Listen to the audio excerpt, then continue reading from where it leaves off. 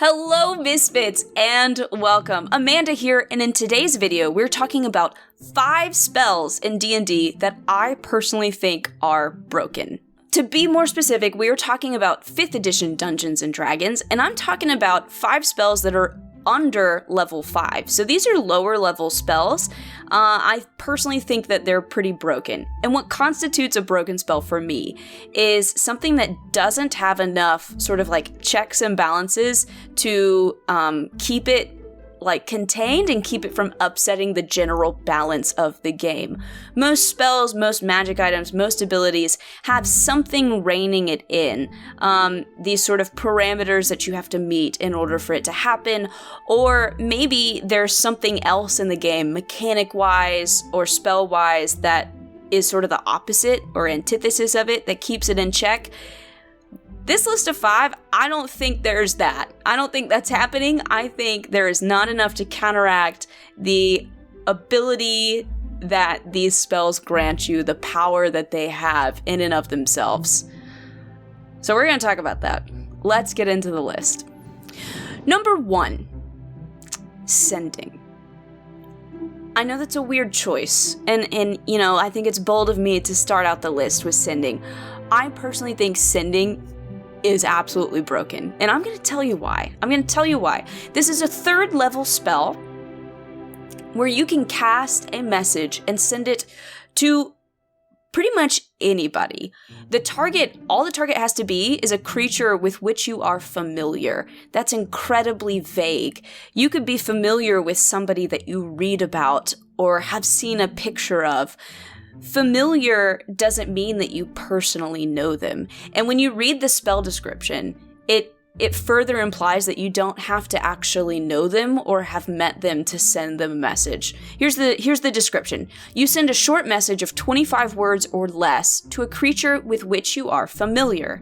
The creature hears the message in its mind, recognizes you as the sender if it knows you, and can answer in a like manner immediately. The spell enables creatures with intelligence scores of at least 1 to understand the meaning of your message. You can send the message across any distance and even to other planes of existence, but if the target is on a different plane than you, there is a 5% chance that the spell doesn't arrive. So it recognizes you if it knows you, but it doesn't say that you can't send it to somebody that doesn't personally know you. So that tells me that you could send this to just pretty much anybody that you have heard of, have read up on, that you are somewhat familiar, which is kind of crazy. You might think that 25 words is a big limitation, but a lot can be conveyed in 25 words. As somebody who DMs games where my players love the sending spell and use it frequently, a lot of information can get passed on in 25 words. Also, you can send this to like anything. It can just be any creature that has any form of an intelligence score. So you could send messages to dragons and monsters, and even though you don't share a language, it still understands you. It says nothing about them having to speak the same language as you, which is also kind of crazy. And you can send to people that are on different planes. There's only a 5% chance that wouldn't work. That's the equivalent of rolling a 1. That doesn't happen that often. If you've ever rolled percentile die, because you're trying to do what is it? Is it Channel Divinity? No, it's Divine Intervention. If you've ever tried to use Divine Intervention, the chances of that actually happening are slim to none, which is similar to this. You have to get a 1 to 5 on percentile die, that almost never happens. So there's a 95% chance that this is just going to work, which is crazy, which is absolutely crazy. You could cast sending to a god. You could cast sending to Bahamut or the Raven Queen or whatever, and they just have to hear what message you have to say. They're just gonna hear it. That's wild to me. That is absolutely insane. Oh, gosh, sorry. It just, it frustrates me just a little bit because my players love sending. And I would never bar them from using it. I'm glad they love it. I'm glad they want to talk to my NPCs. That's great. But it's kind of annoying when somebody sends a message to some NPC that they met once because they remembered they had a funny voice and they just want to strike up a conversation. Because then you, as the DM, have to dig through the bowels of your mind palace to pull up, Bob the Goblin and have a conversation with this player because they cast this spell. Ugh. If I were to try and balance sending a little bit more, I think I would maybe take some notes from the spell Scry. A much higher spell, kind of similar because this is based on getting information from somebody else. But Scry, you're watching them, you're spying on them. Sending, you're just sending them a message. But with Scry, there's a series of parameters you have to meet in order for the spell to be more likely to succeed, and it's dependent on how well you know the target and if you have anything of theirs. So if you're trying to balance out sending a little bit, you could maybe lean on some of those. Have a series of things that might make the spell more likely to succeed based on how well you know them. And I would probably up the percentage of it not working if you're casting to somebody on a different plane. Or maybe just have it not work if you're casting to somebody on a different plane, because that's kind of crazy. I don't know, but I sometimes the chaos of sending is what makes it fun, so, balance these out if you want to, but I just had to mention, sending is broken. It is. Alright, moving on. Okay, number 2, Secret Chest. This is a 4th level spell. It's available to wizards and wizards only. But we need to talk about this. This might be a spell that some of you aren't familiar with, but boy am I familiar with it. This spell pretty much single-handedly ended a 2-year-long homebrew campaign. Yeah, I have some personal feelings when it comes to the spell Secret Chest, so let's talk about it. Alright, 4th level spell. Casting time is an action. Range is touch. The target, a chest and all its contents. The components, this is the big thing. Verbal somatic material. It takes an exquisite chest, 3 feet by 2 feet by 2 feet, constructed from rare materials worth 5,000 gold. And then a tiny replica made from the same materials worth at least 50 gold. So you need 5,050 gold to cast this spell, which that's a tall order. It's a big thing to meet, but let's talk through it. Instantly happens. Duration is instantaneous. Classes, wizard. Okay, you hide a chest and all its contents on the ethereal plane. You must touch the chest and the miniature replica that serves as a material component for the spell. The chest can contain up to 12 cubic feet of non-living material, 3 feet by 2 feet by 2 feet.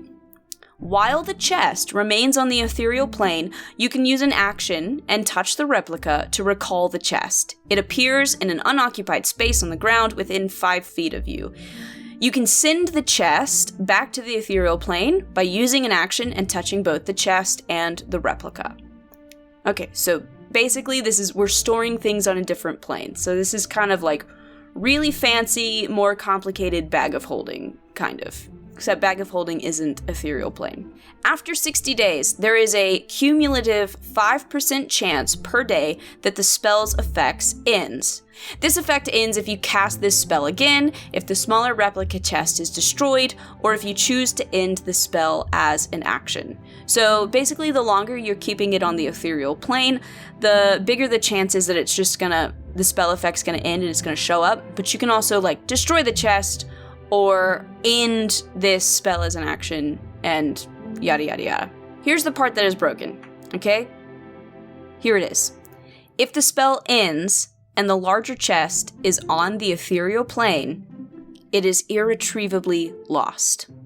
So basically, if you end the spell or destroy the replica chest while all of that stuff is on the ethereal plane, it is gone. It is absolutely gone, irretrievably lost. This is what is broken.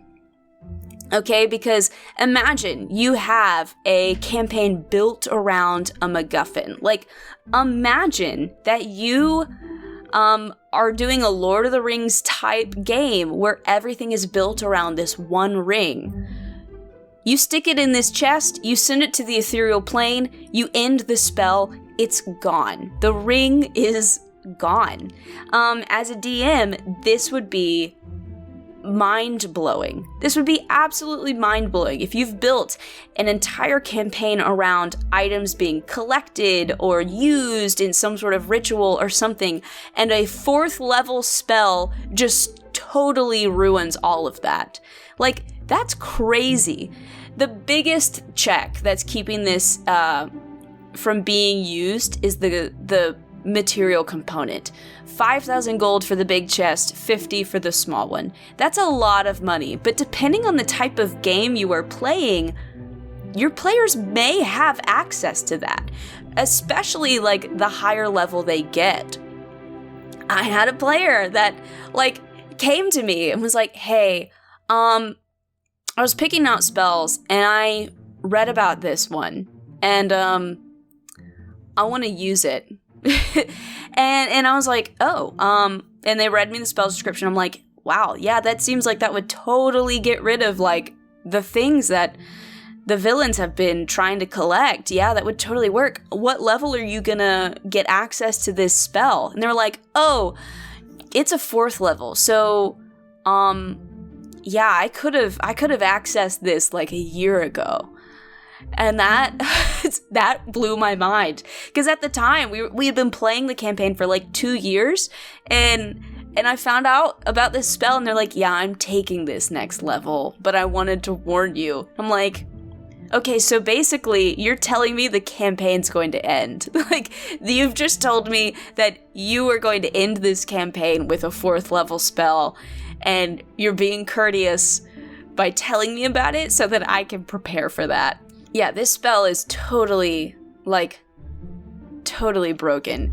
You as the DM can sort of keep this in check, I guess, by just, barring who's able to create these chests and stuff like that, or controlling how much gold and money your players get. But like,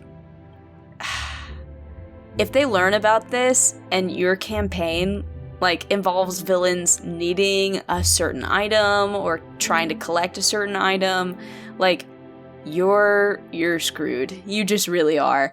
I guess the way to balance this out is like, if the heroes can use it, the villains can too. So if there's some sort of item the heroes need, the villains could, use this against them. Though that would seem kind of like a jerk move, but man, Secret Chest. I think a lot of people don't know about this spell and don't realize how bad it is.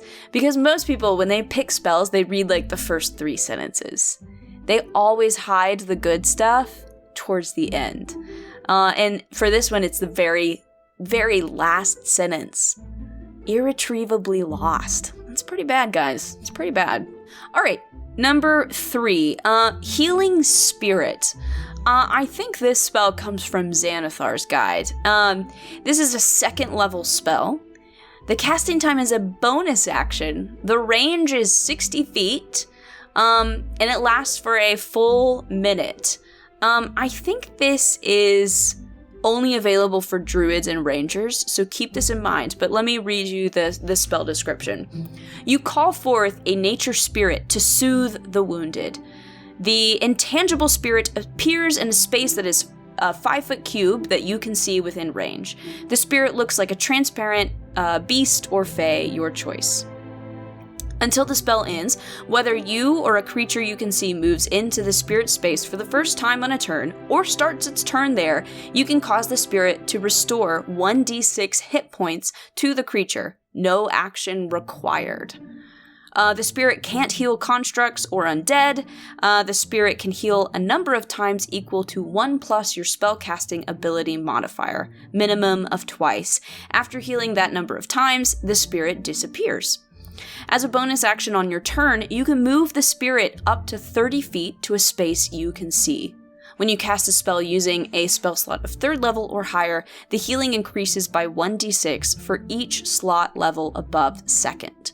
So the reason why this spell is broken is really just because of the way dying and death is handled in D&D.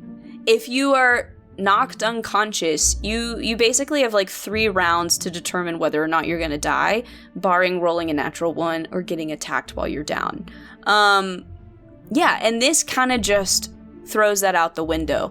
You know, you can have players constantly go down, but as long as you pick them up before they fail all their death saves, they're fine. They won't die. It's incredibly difficult to kill characters in 5th edition. This is one of the biggest critiques of 5th edition, and I agree. I'm very upset by how hard it is for players to die, player characters to die in D&D. Yeah, it's just 3 full rounds of not being picked up. Like, that almost never happens, especially if you have a balanced party with a support class. As long as somebody is healing you before your 3rd failed death save, you're fine. You're absolutely fine. It doesn't even matter if you've failed 2 death saves already, like 1 healing spell, you're back up. So this kind of like really ruins or takes away the threat of death even more so, because it just exists on the battlefield and stays there. It takes a bonus action to cast, not unlike Healing Word, but it heals more than Healing Word because it's 1d6 instead of a d4, and like it's just 1 spell slot. You know, you could be pumping in Healing Words as your party members go down, but that takes multiple spell slots. This is just 1, and it just exists there. It also has more movement than Spiritual Weapon, which is a higher spell. It's pretty broken, guys. Yeah, and it is only available to Ranger and Druid, which I think somewhat keeps it in check, but not really. Like, not that much. I've heard a few people talk about how this specifically is kind of broken, and this wasn't in the core, like, spell book. I believe this was added with Xanathar's, and, yeah, I don't necessarily see a lot of people using this because, I don't know, I'm not sure why. None of my players have ever used it, but they also, like, don't play as Rangers and Druids that often. So maybe that's why I don't personally see it that often, but, like, if more people knew about this, I think that would be kind of rough. Ways to keep this in check. I would probably limit the, like, 30 feet that you can move it, because that's kind of crazy. Now, this does take concentration, which is another thing that keeps it in check, but still, like, the being able to move it 30 feet, like, most players only have 30 feet of movement, so you can just, as a bonus action, just have it run around and heal your party members as they're running around and trying to, like, deal damage on the battlefield. Like, that's crazy. Yeah, limitations to this. I mean, yeah, limiting the amount of feet you can move it, maybe. Maybe dropping it to D4 instead of D6, but, like, I don't know. This would need, like, a lot of revamping, I think, to keep it in check. But it's not as if, like, it's almost like healing spells in general kind of make the game unbalanced just because of the way death and dying is set up. So this is definitely the most egregious offender to the balance of, like, life and death in the game, but it's not the only one. I mean, you could almost argue the same thing for Healing Word, because it's the same range as Healing Spirit, but it takes multiple spell slots, you know, to keep bringing people up, whereas Healing Spirit, you know, one and done for the most part. My party got in this really difficult fight a few sessions ago, and it was one where like multiple people went down and they kept having to pick each other up, but they kept being able to pick each other up. So like because of that, nobody died. But yeah, it's the same kind of thing. If they had this spell, it probably would have been a much easier battle for them. They pulled it out, but a bit of a broken spell here. And second level too. That's crazy. That's absolutely crazy. All right. Number 3, Bestow Curse. This is a 3rd level necromancy spell. It's available to bards, clerics, and wizards. The casting time is an action. The range is touch. You just target a creature. It is verbal and somatic components. It is a concentration spell, but let's get into the description, because there's one particular description that I think is what makes this kind of broken. So, you touch a creature, and that creature must succeed on a wisdom saving throw or become cursed for the duration of the spell. When you cast this spell, choose the nature of the curse from the following options. Choose one ability score. While cursed, the target has disadvantage on ability checks and saving throws made with that ability score. 2. While cursed, the target has disadvantage on attack rolls against you. 3. While cursed, the target must make a wisdom saving throw at the start of each of its turns. If it fails, it wastes its action that turn doing nothing. 4. While the target is cursed, your attacks and spells deal an extra 1d8 necrotic damage to the target. A remove curse spell ends this effect. At the GM's option, you may choose an alternative curse effect, but it should be no more powerful than those described above. The GM has final say on such a curse's effect. If you cast a spell using a spell slot of 4th level or higher, the duration is concentration up to 10 minutes. If you use a spell slot of 5th level or higher, the duration is 8 hours. 7th level or higher, it's 24 hours. 9th level spell slot, the spell lasts until it is dispelled. Using a spell slot of 5th level or higher grants a duration that doesn't require concentration. So I personally think this is kind of broken. Mainly, the one that really strikes me as the most potent is, while cursed, a target must make a wisdom saving throw at the start of each of its turns. If it fails, it wastes its action that turn doing nothing. Like, imagine if you're using this against a low wisdom creature. And there are several creatures that have low wisdom. And you target this and effectively they're stunned. They can't do anything that turn. That's kind of crazy, and that's 3rd level. I just find that just a smidge broken. But yeah, I just think that's kind of crazy. And like the way it stacks at higher levels is kind of insane as well. Like a 5th level or higher, it's not a concentration spell anymore. That's kind of crazy. And then like basically 9th level, it just lasts. It just lasts until it's dispelled. So like at 9th level, Bestow Curse, it's not a concentration spell, and they basically are stunned until they manage to succeed. Or just all of your stuff just always does like 1d8 necrotic damage extra, or like they always have disadvantage on stuff. Like that's pretty crazy. It's pretty crazy to me. It's not the most broken on this list, but I definitely think it's one that doesn't get enough attention. Though I would argue another thing to keep in to consideration is the fact that it is touch. That's gonna affect some things, because like, you know, you don't want your wizard to be like within touch range of any enemy normally. But like a cleric could probably get in there and take some hits to get up close and do the touch attack and be okay. So just something to consider. It doesn't get a lot of attention, but I think this is a very powerful spell. Particularly since there are many enemies that don't have high wisdom. that you'd have to worry about. All right, last one. Number 5, Silence. I personally hate the spell Silence. It's a 2nd level spell. It's available to bards, clerics, and rangers. I can't stand Silence. It's a single action. The range is 120 feet. It creates a 20-foot radius sphere centered on a point you choose within range.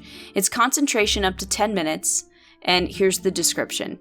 For the duration, no sound can be created within or pass through a 20-foot radius sphere centered on a point you choose within range. Any creature or object entirely inside the sphere is immune to thunder damage, and creatures are deafened while entirely inside it. Casting a spell that includes a verbal component is impossible within this sphere. Silence is crazy because it's a 2nd level spell and there is no save. There's literally no save against this spell. Another reason why Silence is insane is because just really, if you go through the spells in the spellbook, the majority of the spells have verbal components. There are very few spells, really, in the grand scheme of things, very few, I would argue, good spells that don't have some sort of verbal component to them.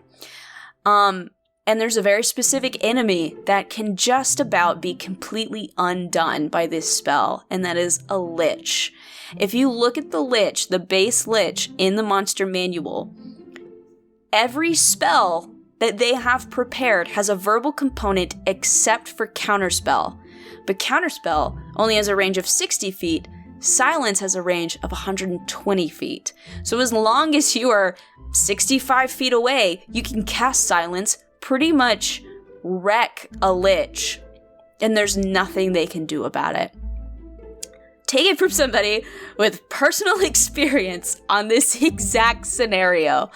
I had this big bad lich all prepared, and there were some reasons why there were some other reasons why that combat scenario did not go really according to plan. But Silence got thrown into this, and I was reading up on all the spells on this lich's spell sheet, and it was so sad. It was so disappointing.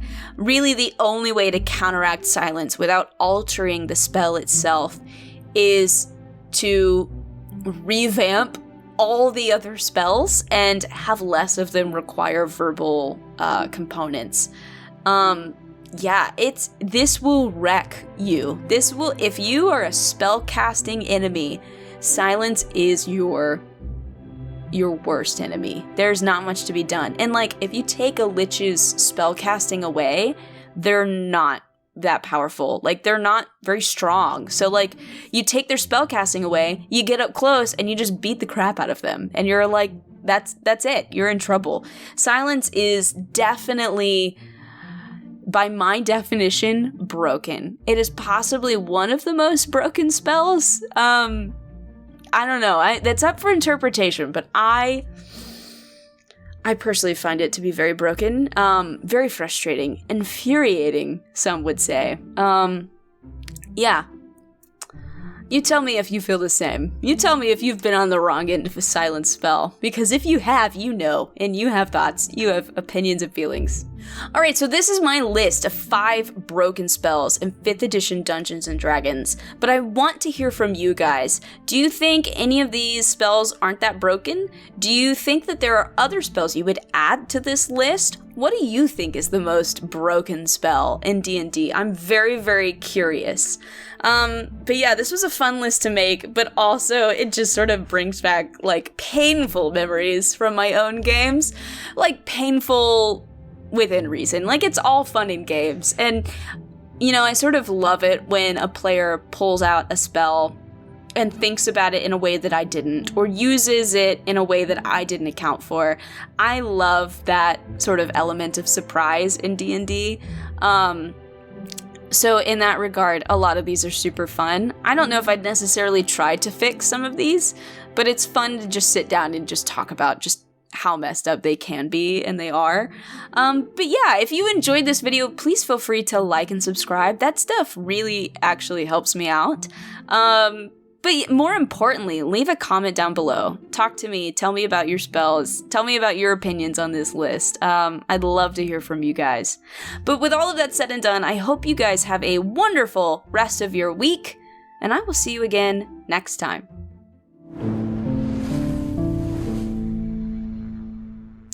All right. Oh, shit.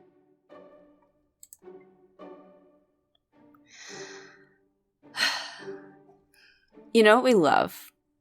We love when we record, like, half the video and forget to hit record on our camera.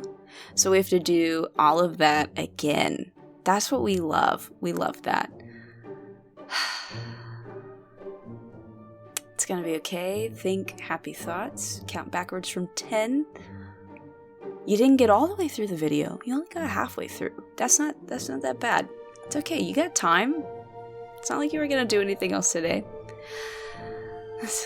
All right. Let's start back from the top. I guess I'm gonna put this at the end, just for you guys, so you can hear and see my anguish and pain. We're all human beings. Flawed human beings that forget to hit record. Forget to hit record. All right, here we go.